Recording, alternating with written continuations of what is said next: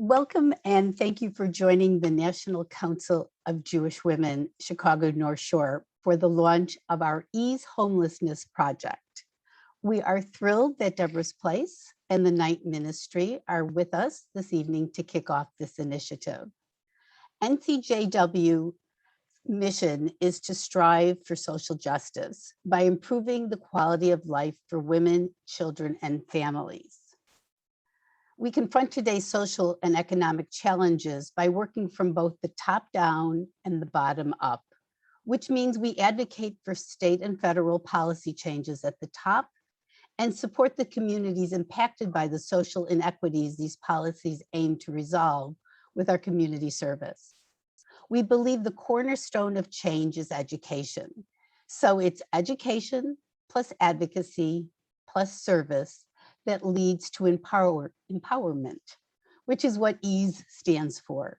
And tonight we have Betsy Carlson and Reverend Faith Miller from the Night Ministry and Kathy Booton-Wilson and Betty Washington from Deborah's Place to tell us about the people they serve and the support they offer. A few housekeeping items before we begin. Just a reminder that everyone is muted to minimize noise distractions.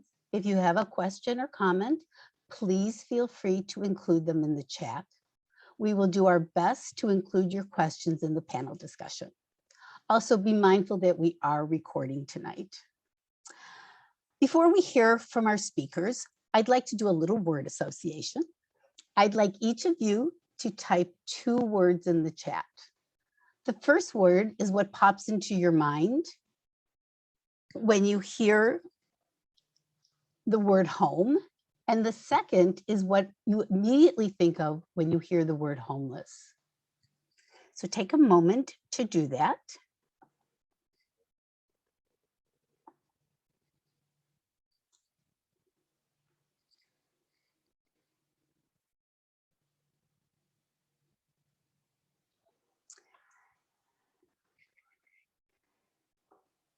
I'm seeing home, safety, home, comfort. I think I saw security, sadness, homeless, cold, family and friends, safety, loss of power. And so my 2 words, but keep putting them in there. My 2 words were, first I thought of safety and then I thought of alone. So just keep your words in mind during the evening's discussion. Maybe your word associated with homeless will change by the end of our evening. Now I'd like to first introduce our panelists from Deborah's Place. So Kathy Booton-Wilson is the Chief Strategy Officer for Deborah's Place. She joined their staff back in 1987. In 1991, she received her master's in social work from Loyola. She has held several staff positions at Deborah's Place, including COO, Director of Supportive Housing, and Clinical Director. Kathy is integral in developing innovative approaches to homeless services, such as the eviction prevention program, and creating new policies and procedures to enhance services. Kathy is also an adjunct faculty at Prairie State College in Chicago Heights, where she teaches social work. And she serves as co-chair for the Evaluation Instrument Subcommittee and is a member of the System Performance and Evaluation Committee for the Chicago Continuum of Care of All Chicago. Betty Washington is the Residential Services Director at Deborah's Place. She has over 15 years of experience working with disenfranchised populations and in social service settings. Before becoming Director of Residential Services in 2014, Betty held several direct service and management positions at Deborah's Place. She holds a certificate in addiction studies from Harold Washington College and is an expert in the implementation of harm reduction principles in residential settings. She received her bachelor's in applied behavioral science and her master's in psychology from National Louis University. So I'm going to turn it over to Kathy and Betty for a few minutes to give us a bit of an overview of Deborah's Place. Sure. Welcome, everybody. It is so exciting to see all of you here tonight. I'm going to start our brief overview of Deborah's Place, and then I'm going to hand it over to Betty. I'm going to begin with a little history. So those of you who were around in the early 1980s probably remember that that was a time period in which we first, I think as a nation and as a city, began to become really aware of homelessness around us. And during that time in Chicago, there was a study conducted. And in that study, what was learned was that at that time, first of all, at that time, it was really overnight shelter. That was what was available for people who were homeless. There wasn't much more than that. And actually, there was a city ordinance at that time that shelters could not be open longer than 12 hours. So they really were truly overnight shelters. So there was a study conducted, and what that study told us was that at that time in the 80s, there were shelters for families or women who had children in their custody, but the shelters for individual adults were for men and women within the same facility, not necessarily in the same room, but they were all in the same facility. And that in general, many women who were experiencing homelessness were choosing to remain on the streets rather than utilize these shelters in which men were also present.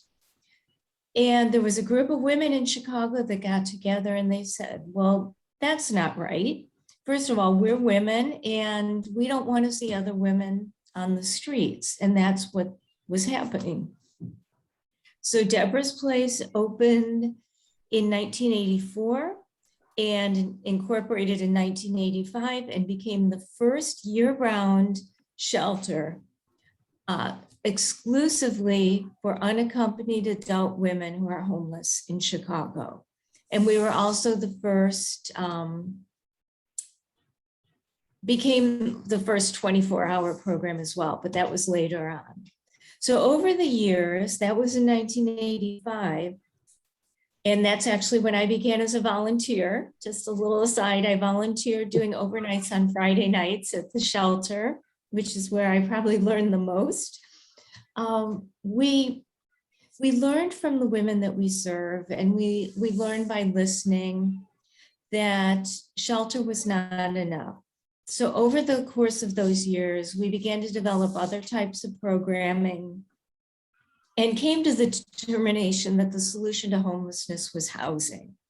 So in 1995, we opened our first permanent supportive housing program at 1530 North Sedgwick, which is still there today. And that was where it all began. I'm going to turn it over to Betty for a second, and she's going to tell you all, I think, a little bit about what our programs consist of today.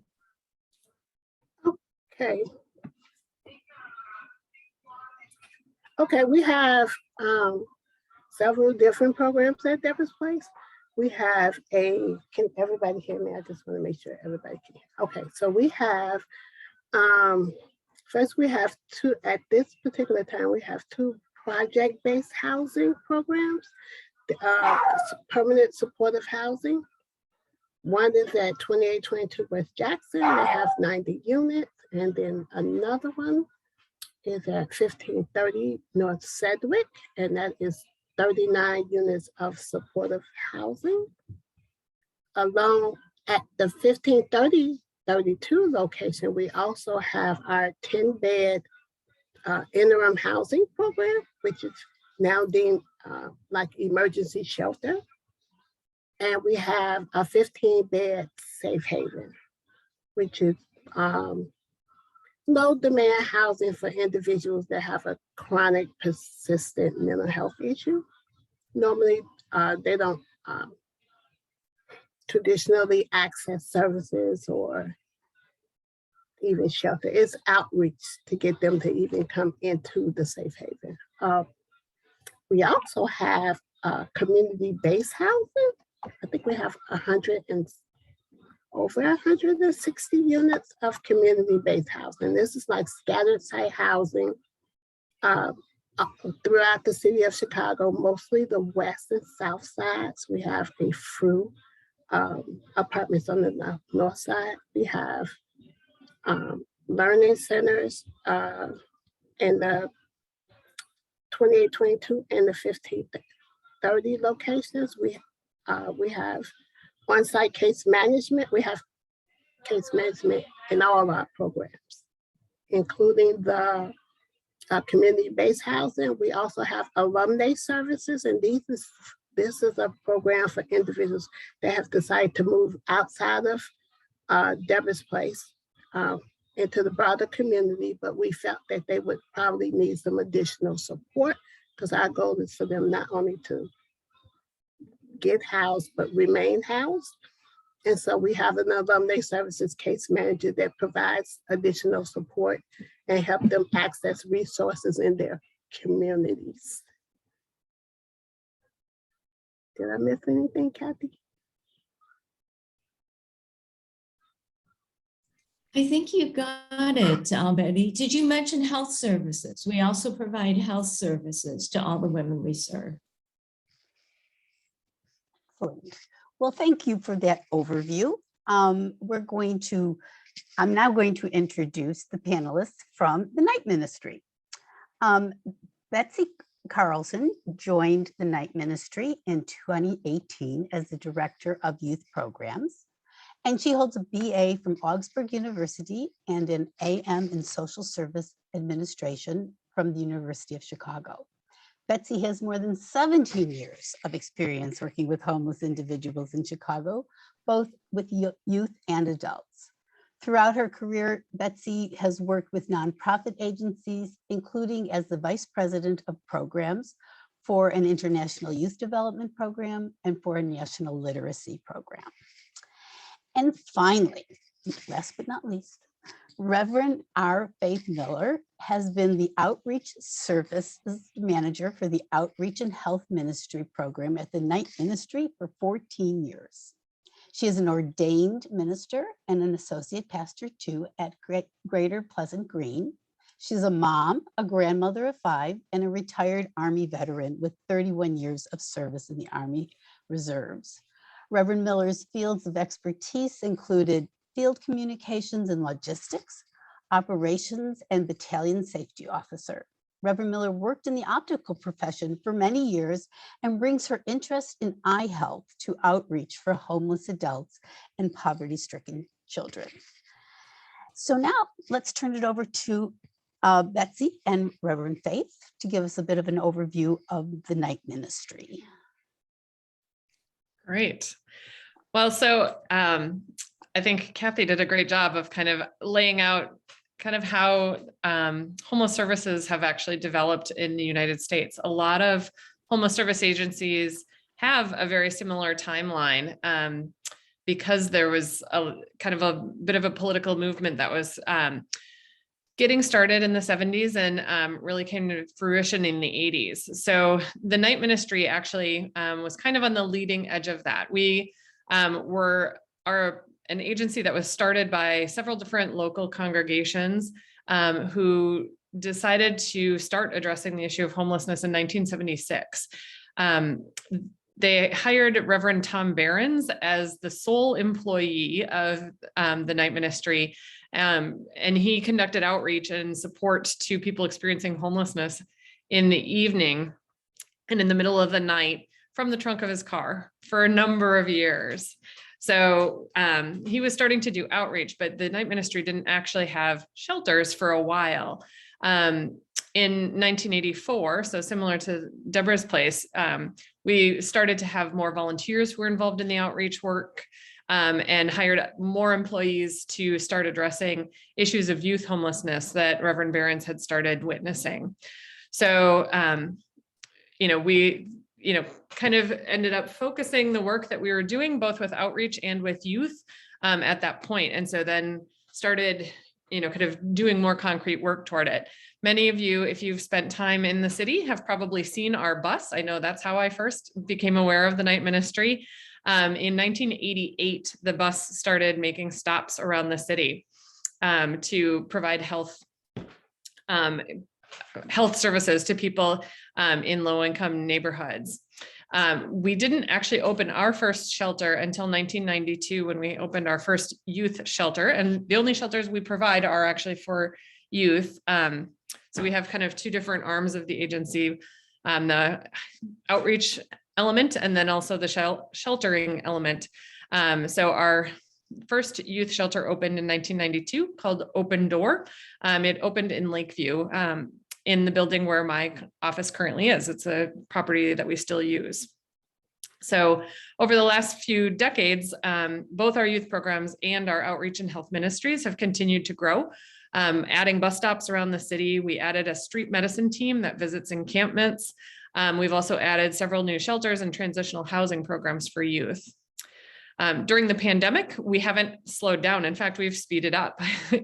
And I can attest to that because it's been very busy. We moved our emergency shelter and our administrative offices in the middle of a pandemic. We began our partnership with the Youth Flexible Housing Pool, which is a long-term housing collaboration that's led by the Center for Housing and Health. And we also opened our CTA project that Faith's team actually leads. So you'll get to hear a little bit about that. The mission of the night ministry is to compassionately provide housing, healthcare, outreach, spiritual care, and social services to adults and youth who struggle with homelessness, poverty, and loneliness. We accept individuals as they are and offer support as they seek to improve their lives. So what that means for us is that today we have youth programs serving youth anywhere from 14 years old to 24 years old. Through our youth outreach team. That's the one element of outreach that we do have in our youth program side. We also have two shelter programs, Open Door that I mentioned, and the Crib, which is an emergency shelter program. We have two transitional housing programs, Parenting with Purpose, which serves parenting and pregnant young people, and Pathways, which serves individual young people that typically don't have their own babies with them. And that just recently began to include both congregate space and apartments. So scattered site apartments, much like Betty was describing. We also operate that youth flexible housing program that I mentioned, which is a long-term housing subsidy for youth that live in apartments in the community. And we have 75 units that we're slowly ramping up to. Right now, we have 54 people in those units. And then I'm going to turn it over to Faith to talk about our current operations with our Outreach and Health Ministries Department. I think you said it all, but I don't even know where to begin now. But yeah, we do have mobile units that go out. The current night ministry bus has 6 locations in 6 neighborhoods that we go to on a weekly basis. The street medicine team basically has like 50 different locations that they alternate back and forth with. And the team consists of a nurse practitioner, case manager, well, as far as the bus, case manager, we have ministers on the bus for just kind of conversation, personal conversation, and whatever spiritual needs may be needed, as well as just our volunteers that come out as well. On the street medicine, the team is a little smaller, but the mobile unit, as I said, goes to like 50 different locations within a week or so. You know, it just kind of rotates. But we do have a schedule that we keep with the larger mobile bus. And then CTA, do you want to say what? Yeah, CTA just started this year. And basically we have a team, we have outreach workers and case management and the nurse practitioner that go out to the red line and the blue line. And initially they were there from like 9 to 1 o'clock in the morning on Mondays and Wednesdays. And now they are there. We have one team out. We had 2 teams out. Now we just have the one team out that's there 4 days a week. So we're still at the red line 2 days and we're at the blue line 2 days. So it's 4 days a week now, Monday through Thursday. Thank you. Thank you both. Lots to digest and to think about. We'll probably have to do a few more questions about all of that. So thank you both.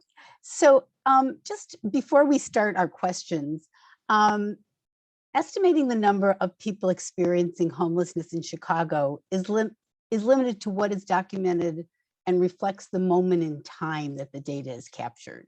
So no source is a complete reflection of all homelessness. But that being said, I'm a little bit of a nerd when it comes to statistics.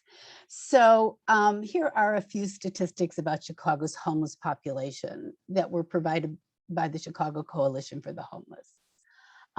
More than 50,000 people experienced homelessness in Chicago in 2019. 51% were Black, 31% identified as Hispanic or Latino, and 28% were white. Approximately 41,300 were temporarily staying with others, that is, living doubled up or couch surfing. 12,500 were between the ages of 18 and 24. And the statistic I found the most troubling comes from the University of Chicago's Inclusive Economies Lab 2021 study. And that's that 1 in 7 Chicago public school students experience homelessness at some point while attending school. So, but tonight's discussion is not about statistics, it's about people. In particular, the close to 17,000 people living on the streets or in the shelters of Chicago, and it's about housing too. And tonight is about learning what we can do to support this population. So our panel, with their accumulated, and I counted this, 70 years of experience working with the homeless, are the perfect women to educate us. So let us begin. To change my screen so I can see everyone again. Hang on there, everybody, don't leave me. And let's begin with our questions. So I think you probably answered some of these in your openings, but let's just start at the beginning. And how do people come to your program? So I don't know if Betty or Kathy want to take this first. I don't know if everyone got a chance to read the stories that we sent or on the PowerPoint, but one of the stories was about Cachet, and that she moved into some place called Teresa's. and it was interim housing. And so how did she come to you, and what is interim housing, and help me out? Yeah, so Cachet was part of our interim housing program. And I just want to say that the way people enter that program is different than the way they enter all of our other programs, which are all permanent supportive housing programs. Okay. Our interim program is very small. It's only 10 beds. And I don't want to put Betty on the spot, but one of Betty's roles at Deborah's Place has actually been as manager of our interim program. So Betty, would you mind talking about how people enter that program? And then I can talk a little about how people enter our permanent supportive housing. Okay, perfect. Well, Teresa's is when an individual moves out of Teresa's, because first and foremost, the staff would clean the bed space and make the bed up. One of the things that we felt was important is when women come into Teresa's, that they shouldn't have to make their bed. It should be an inviting, welcoming space for them to come to. Once the space is cleaned and made up, the staff would call Salvation Army, the hotline, and let them know that there is a bed available. Once somebody comes to Salvation Army or calls the hotline, because individuals can call the Salvation Army hotline, and if that individual meets Teresa's criteria, which is single, homeless, and unaccompanied woman, they will call Teresa's. I'm sorry, my dog is barking. Okay. We all have dogs. Okay. I have the same problem. Wow, he's crying. We would the Salvation Army will call the staff and let them know that they have a match. And they would either arrange to transport that individual if they're at the Salvation site. They would either transport that individual to Teresa's, or they would meet that individual at the Teresa's program and do an intake. And then the Teresa staff would welcome them in, and they would do a program intake. And how long can they stay at Teresa's? Well, technically it used to be 100. Well, we at Deborah's place, let me be really honest. And what we do at Teresa's is, if the barrier to housing is lack of housing, the woman stays there. It just works on other goals until she's housed. So we don't exit. We wouldn't exit in 120 days. Okay. So the object is housing. Yeah, I mean, the goal for interim housing is a 120-day stay, but often housing isn't available within 120 days. So we're not going to put someone on the street while they're still trying to be housed. And I do just want to add, that was a great explanation of how women enter the program. The way that people would access that program is calling 311. So if somebody is homeless and needing shelter, they call 311. It doesn't necessarily mean they'll be brought to Teresa's, but they'll be brought to wherever there's a bed available that night. As far as permanent supportive housing, and I'm sure Betsy and Reverend Faith can talk about this as well, we all use something in Chicago called the coordinated entry system. So in Chicago, we work together as a system. We're not working as independent islands.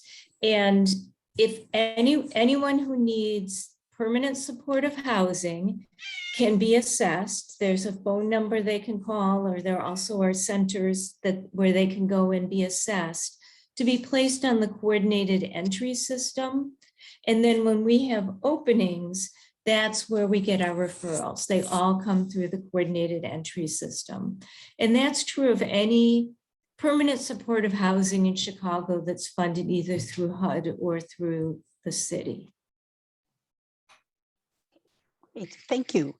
So I'm going to turn to Betsy and Reverend Faith. And how's it different at the night ministry? Yeah, well, to stick with the kind of shelter and housing a little bit, so in the youth programs, we do have an interim program. So it's the structure of the program is similar to what Betty was describing, although not all of our referrals come through the 311 system because we serve young people. We have some funding from other youth-facing organizations, and so we can accept people who just show up at our door. They don't need to have a referral. They come to our door and we welcome them with open arms, particularly if they're a minor. We will not turn a minor away. Even if they're sleeping on the couch that first night while we figure out where a bed is available. So it is a little bit different for our interim program in that way. We also have an emergency shelter program called the Crib, where it is also no referrals at all. We actually have a lottery every night for the 21 beds that we have available. The good news is most nights we don't have more than 21 people, so we don't have to turn anyone away. But if we do have to, rather than having it be first come, first serve, or something that's more contentious with the lottery, we would just work with Salvation Army, like Betty was mentioning, to have them transported to another shelter where there is an open bed. So our transitional housing program for youth does take referrals from the coordinated entry system that Kathy was describing.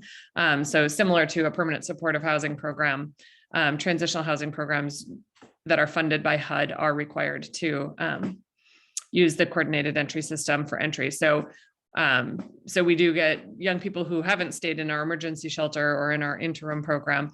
They might be somebody who stayed at one of the other youth shelters, or maybe was staying doubled up with someone.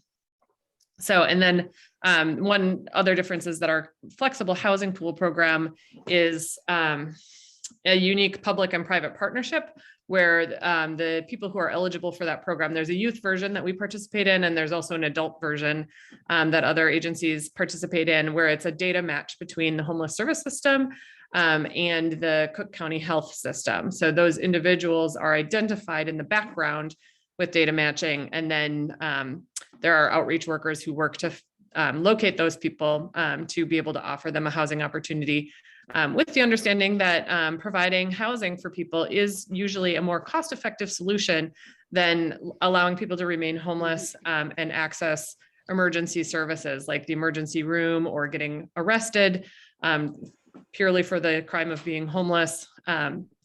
So it's actually a much cheaper solution overall. So, and then Faith, do you want to talk about what you see with the bus and other outreach programs? Sure, thanks. Well, our process at the bus is basically on referrals. So, you know, we may have tried to refer someone to Deborah's place or other areas, depending on the age, because the age limit at our bus is a much older clientele. You know, our clients are, you know, grown, you know, they've been out on the streets for years.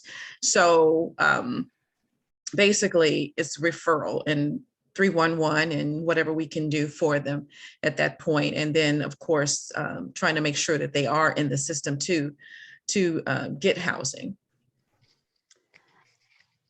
There were two questions that came in from attendees that maybe we could fit in right now. And one of them was about housing minors, and do you have to work with Dcfs? That was one question. Yes, no, that's a good question. So we do work with minors, and sometimes we do work with Dcfs. Any minor who comes in who is actually a ward of the state, we work immediately to return them to their placement, you know, foster care or whatever. We aren't funded by Dcfs, so we're not a place that would hold a ward of the state long-term. You know, like we're just not a long-term residential program in any way, but we are licensed by Dcfs. So what happens when a minor comes in, more often than not, actually, they're being brought by what are called CCBYS agencies. It's community-based case management. I'm not going to get it right for youth. Don't ask me. Yeah, it's CCBYS. So the idea of a CCBYS agency, it's mandated here in Illinois that a shelter program uses CCBYS agency, and it's the idea is that a CCBYS agency is trying to keep a family situation out of Dcfs. So they will, you know, potentially place a minor at a shelter temporarily as a safe place while it's figured out, like, can that youth safely go home, or will they need to be, you know, maybe become a ward of the state rather than going home. So we work in kind of lockstep with those CCBYS agencies to make sure that, you know, we're providing the safe place for them to stay, and a lot of the, you know, kind of supports. And then we also work on, you know, talking with the parent or guardian to make sure that a young person can safely return, or maybe they, you know, end up returning to an auntie's house or something like that. So there are lots of different alternatives with that. So we talk to CCBYS workers every day. We also talk with Dcfs workers fairly frequently. So makes sense. The other question that sort of pertained was to emergency shelters. Somebody asked that, are there enough emergency shelter beds in Chicago? Or that you wouldn't have that lottery, I'm guessing, if there were. Yeah, there are not. Yeah, I think Betsy and I were both on a call recently this month where we heard from someone at the Salvation Army, which is the agency that handles people who are calling 311 and people who need transport to shelter. And she was saying that there are nights where they get calls to pick people up and take them to shelter, and there's nowhere to take them. So the conversation began because there was a complaint by emergency rooms that people were being left to sit in emergency room for days while they waited for transport to shelter. But the reality is that the shelter beds just weren't available. There are available shelter beds for families, so for women with children or families, but not for individuals. Betsy, anything? Are we good? Yeah, I mean, actually, typically we do have some beds available for youth. It can, certainly ebb and flow, and the shelters are usually more full in the colder weather. But yeah, I mean, really the crunch is for serving individuals. I know that the city is looking at some unique ways to do that. And I know that before the call started, we were talking a little bit about kind of the eviction moratorium and how that has ended. And so the city is working on different solutions to try to make sure that people can avoid shelter, or that the shelter beds that are currently occupied, that people are moving into housing, so that if somebody actually is evicted, that there is a shelter bed available for them. So there's a variety of ways that we're trying to stay ahead of the eviction process that, is kind of looming, but I don't think that all of the solutions that we have are going to be quite enough if as many things come through as could. Yeah, so that was one of the other questions, was about the eviction. So thank you. So one of the things that we were talking about also was that about harm reduction philosophy, and that both of your organizations support it. And maybe you can explain what that is, because it's a word that we don't always hear. What does harm reduction philosophy mean? Anyone? I can start. I'm kind of a harm reduction evangelist, so I'll start. Okay, there we go. When we first were operating permanent supportive housing at Deborah's place many years ago, we actually had requirements that we had sobriety requirements in order for people to be housed. And we recognized over time that we were not serving those who needed us the most, because we were kind of taking the people that were what we used to call housing ready, which, there really isn't any such thing, and we're all ready to have a roof over our heads. But so now we will take any woman who is homeless, who meets the HUD requirements. In most of our programs, that means they must be chronically homeless for at least a year, or often 2 years. But they do not have to meet any kind of sobriety requirements. We will take them as they are today. If somebody has a mental health issue, they need to get a roof over their head. Then we can work on getting treatment or medication or whatever they're interested in. And the same with addiction.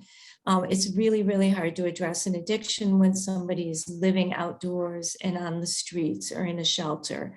But when you have a roof over your head and you've got meals in your belly, then it makes it a lot easier to start to address the other things going on in your life. Makes a lot of sense. Yes. Anything else? Reverend Faith?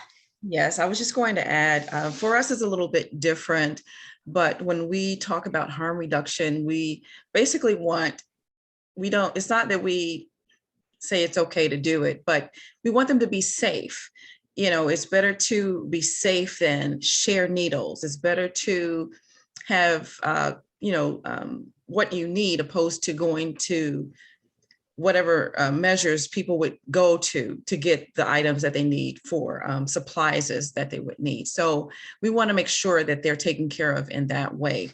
And as far as harm reduction, we do have, any mental illness or whichever, then of course we try to put everyone in that referral area to try to get them taken care of, for what we are not able to do in a mobile unit. Thank you so much for adding that, Reverend Faith. Yeah, I don't want to make it sound like harm reduction is a free-for-all and, like just everybody runs around doing whatever they want. There still are parameters. We still have building rules. And most importantly, we want to have those open discussions with people in which they feel safe sharing what's going on, what maybe what they are using or whatever it is that's going on in their lives. So we can help them develop plans to be safer. Makes sense. A couple of other questions. I mean, we started on this one, I think here, the question of mental health and homelessness. Deborah's placed it, is there I can't remember which organization it is anymore, but had a place for that could help people with mental health problems. We have a program that's called a Safe Haven, which is a model that is specifically for people who have experienced chronic homelessness and who have a severe chronic, usually untreated mental illness, or at least when they come in untreated. So it's for those who really are the most vulnerable out on the streets. Ours is a 15-bed congregate setting for women. And unfortunately, there are only 4 safe havens in Chicago. Safe havens are by definition a very small program. They can't be more than 24 beds. And HUD is no longer funding new safe haven programs. And it's difficult to, I mean, they're very expensive programs, so it's difficult to fund without substantial funding of some sort. So it doesn't look as though there'll be any added in the near future. And another question that I don't think we have discussed earlier, but that came in, what about for the LGBTQ community? I think, Betsy, can you help me on that? Yeah, so I think I can confidently say that Deborah's Place, as well as the night ministry, definitely serves the LGBTQ community. Our emergency shelter, the crib, actually was partially opened on the idea of being able to serve young people who were experiencing homelessness, partly as a result of being put out of their homes, probably by family members for coming out, or for family or friends who aren't comfortable with their LGBTQ identity. So, that is something, like, unfortunately, particularly among youth, that can really be one of the precipitating factors of homelessness. And so we have specifically, kind of built our programs to try to be as welcoming as possible to people, no matter the identities they are embracing for themselves. For some people, that's something that's in flux.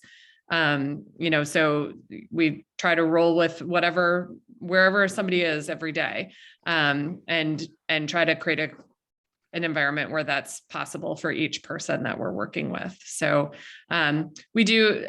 Originally, the crib we just moved during the pandemic, as I mentioned. We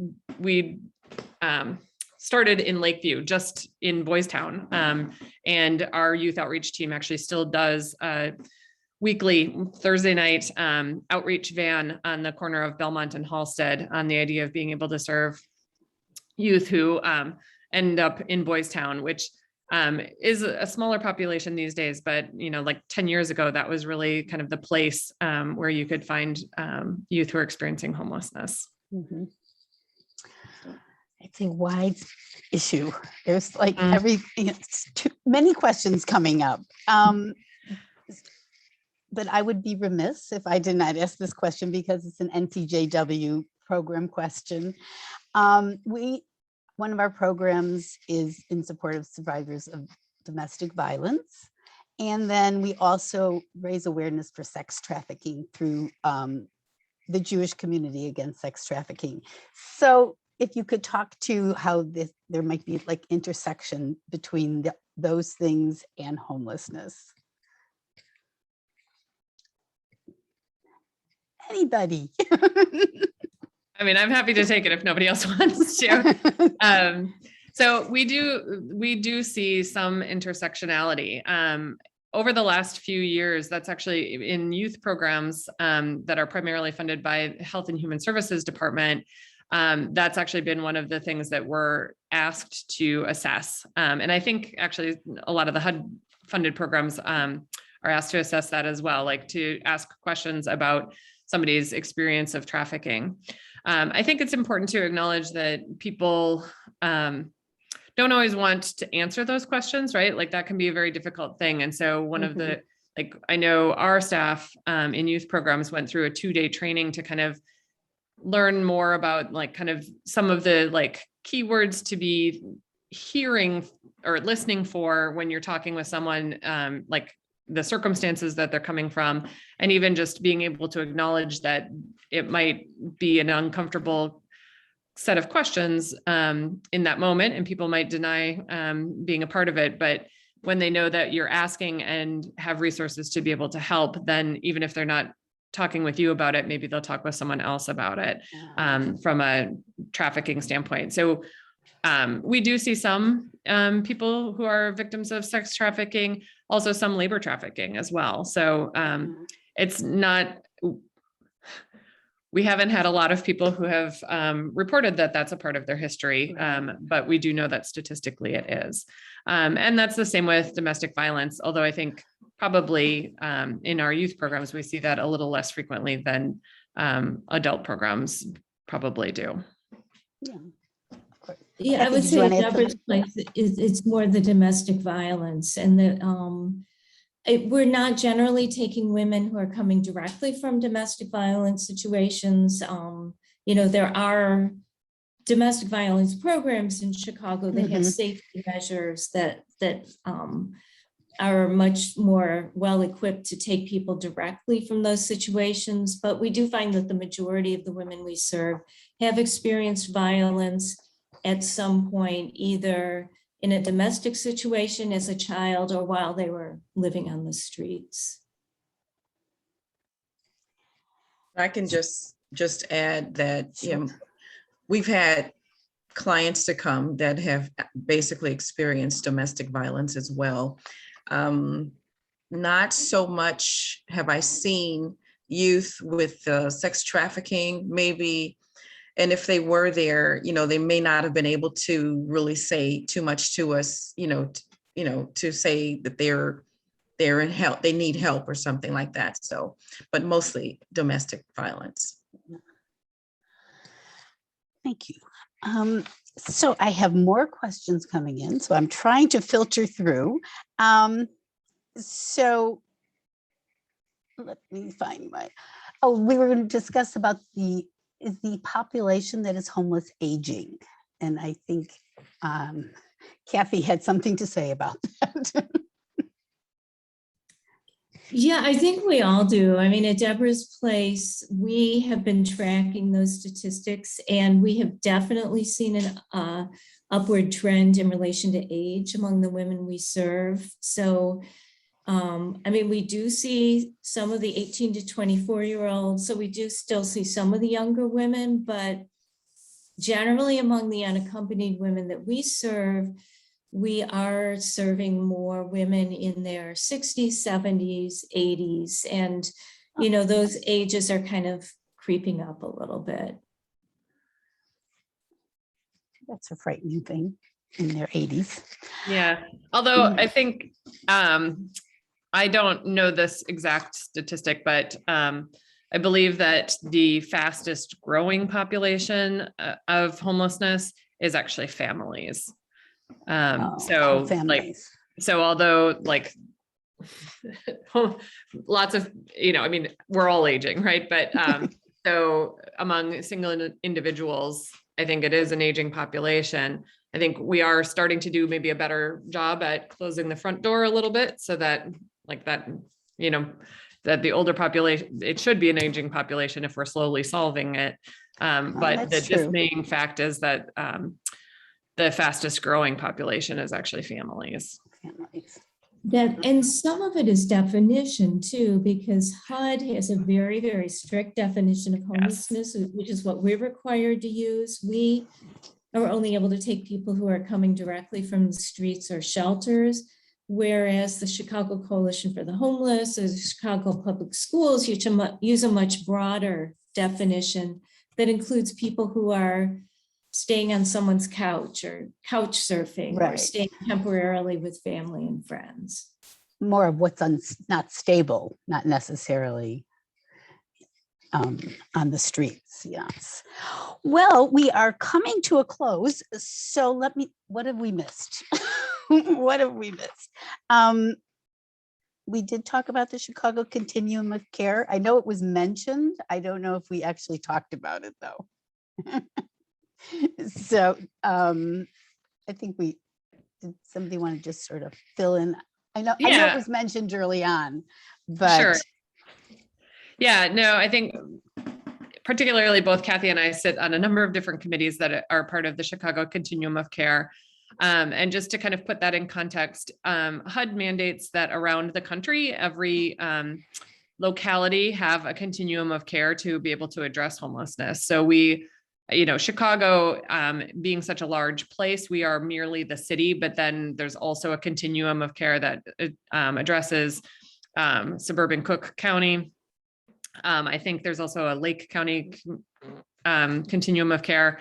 So, each kind of area manages their own, kind of pieces of homelessness. And so here in Chicago, we have our own coordinated entry system. Those other continuums would also have their own coordinated entry system.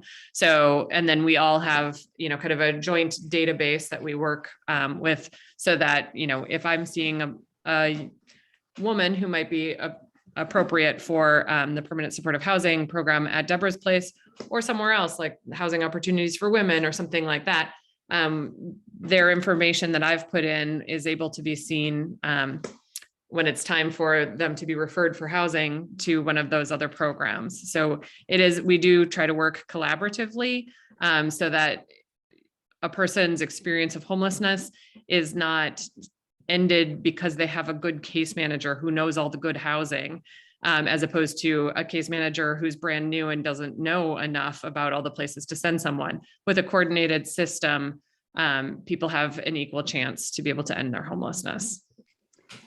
And that answers a few questions when people were asking about what about outside of Chicago? So that, because we are concentrating on Chicago this evening. So it's almost 8 o'clock. So there's a couple of things that I have to say before we end. And one is I want to thank all of our panelists, not only for giving of their time and knowledge tonight, but for your tireless dedication to the homeless. It's very humbling to listen to you all. But there was one very important question from Liz Bernstein that I saved until now. She asked, how can we help? And so here's how everyone can help. I am going to try to share my screen without messing everything up again. So give me 1 second. And so hopefully you can all see my PowerPoint here. Warm up winter for Chicago homeless. So part of our NCJW Gives Back program, we are going to do a warm up winter for Chicago's homeless, and it's a winter weather clothing drive, and it starts tonight. So and it goes through November 30th, and it's in support of the night ministry. And you can do in-person and virtual giving options. You can go to our website. We'll send out a link to this afterwards in a follow-up email. And we even have an Amazon wish list of things. So it goes through the 30th. So that's one way you can help. And let me see if I can get it to do it the other way. Hang on there. Maybe all of a sudden, there we go. And also, as part of our awareness and advocacy for the homeless, it just happens to be the National Runaway Prevention Month. And it's for the entire month of November. And it's a time to shine a light on the experiences of the runaway homeless and at-risk youth. And so November 10th is Wear Green to raise awareness, and it's the night of our board meeting, ladies, if you're on this call. So I'd like everyone to wear green so we can show our support. And coming in 2022, our Ease Homelessness program will continue. And our Spotlight program will be doing an advocacy virtual event on homelessness. I think it's the last Monday of the month. And in March, NCJW Gives Back will do a drive to support Deborah's Place, and we'll send out information about all of that after the first of the year. And for Deborah's Place, it's going to be apartment kit starters for the women moving into their apartments. So that's some of the ways that we can help, but the Ease Homelessness Project, tonight was education. So I really appreciate everything that I learned, and I hope everyone else got a little smarter. And one other thing, before we say goodnight, I was just wondering if the word you associated with homeless at the beginning of the hour has changed. Mine did.